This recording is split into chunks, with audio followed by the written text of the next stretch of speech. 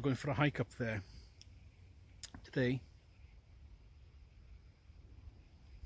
A headache among other things, and it's turned into crud, isn't it? It's just as well that I didn't. That's Berwyn is 25 miles away, that way. That's 25 odd miles away, and the visibility isn't that good. Clear day, nice sunny, clear day.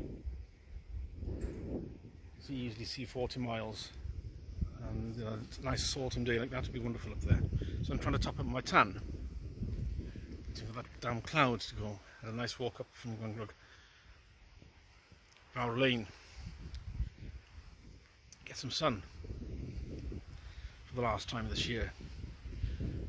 Some stats to start off with. 44% of children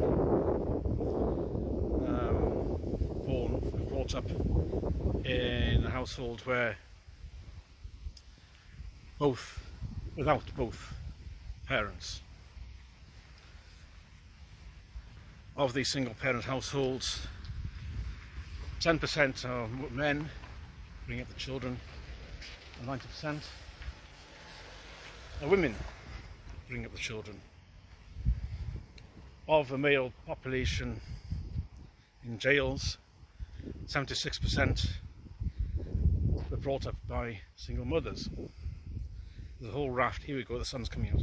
There's this whole raft of negative life outcomes in terms of educational achievement, career, health, substance abuse, criminality, that are more strongly correlated with being brought up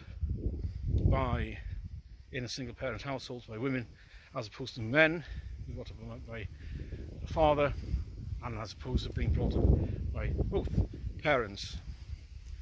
Before anybody kicks off, this is well known, and there's a whole sheaf of stats behind it, so don't start crying about victimhood. The New Culture Forum released a video the other day with a report was written by somebody called Lottie, I forget her surname. I know what she looks like. Into let's just say indoctrination in schools, and what boys especially are being indoctrinated with in the RHSE education. And obviously with Harrison Pitt and Connor Tomlinson of the Tomlinson Talks podcast, and the podcast of Lotus Eaters. So those two. And this Lottie, she sent, I can't remember, it's 300 odd FOI requests to random schools in England, asking them about what they've been taught, what they're teaching boys regarding masculinity, toxic masculinity, for example. Something like a third came back to saying they're teaching boys about toxic masculinity and how it is evil.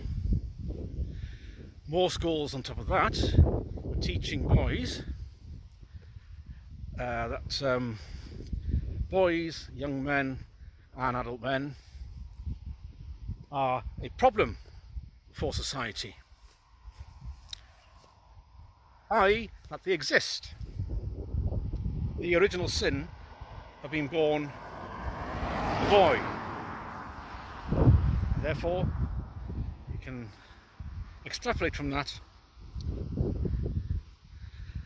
those traits of being masculine, of being a man, need to be removed if they are problematic, such that the only acceptable man is a woman. This has been taught in schools. Some more stats. In infant schools and primary schools, women make up 86% of teachers. In infant schools it's actually a lot more than that. It's closer to 100 by the looks of it. But certainly as far as infant and primary it's 86%. This is from a couple of years ago and the trend is increasing. Secondary schools It's 65% in tertiary education. It's getting close to 50%. And again, all these trends are going in the same direction of becoming a female, not only female-dominated profession, overwhelmingly a female-dominated profession. You'd have thought, wouldn't you, that given that the feminists like to harp on about equality, diversity, and all the rest of the buzzwords, that they would be saying, you know, we need to have equal representation of men in the classrooms, male teachers as well. But no, silence, deafening silence. Isn't that odd? So if it was the other way around, of course, if it was 86% male teachers in infants and primary schools, 65% in secondary schools, you can imagine the outcry from the feminists. Screech, screech, there's not enough women teaching. The other way around, of course, as it is now, silence. So therefore, the diversity, inclusivity and equality is obviously only about eliminating men from these positions, because patriarchy, smash it, and all the rest of it. So if you're a kid, if you're a boy, I should say, what hope do you stand? You've been taught that your masculinity is a problem. That's one of the things that's been taught. Lottie's managed to get hold of teaching material, again via FOI requests, an awful lot of them. And what she found was that boys have been taught, well, the children, girls as well, that's what we would call stoicism. That's boys process emotions and difficulties in a very different way to the way that girls and women do. In other words, not outwardly expressive. They prefer to work through things. They prefer to become a lot more, release things and work through it by, say, working out at the gym, or they would prefer to build a cabinet or do some metal work, that sort of thing. Or play some sport with the mates. And the concept of stoicism as well. That's problematic. That's the only acceptable way for boys and men to process difficulties and negative emotions and whatever else, is to be outwardly emotionally expressive. That's one way of putting it, as women are. Therefore, if you're not if a boy isn't as emotionally expressive as a woman, he's problematic. He's part of the problematic patriarchy, and that's an example of toxic masculinity. Stoicism goes back to the 3rd century BC. It's a Greco-Roman branch of Hellenistic philosophy. I suggest you all look into it. This Hellenistic philosophy, or Stoicism, because the feminists in charge of our education system have decreed that it's patriarchal and it's toxic. So you can imagine what it's like for a young boy, 12 or 13, having this shoved down your throat. Excuse me. A banana.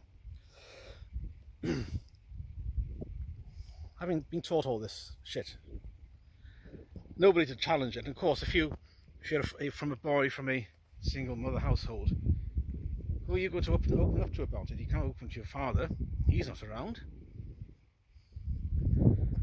And it becomes normalised. The state wants this. The state doesn't want masculine men because there's a threat to the status quo. So it's better to have feminised boys and feminism and radical feminists in schools. That way they won't overturn anything. Well done, feminists. Slow hand clap. Really, really slow hand clap. You play an absolute blinder.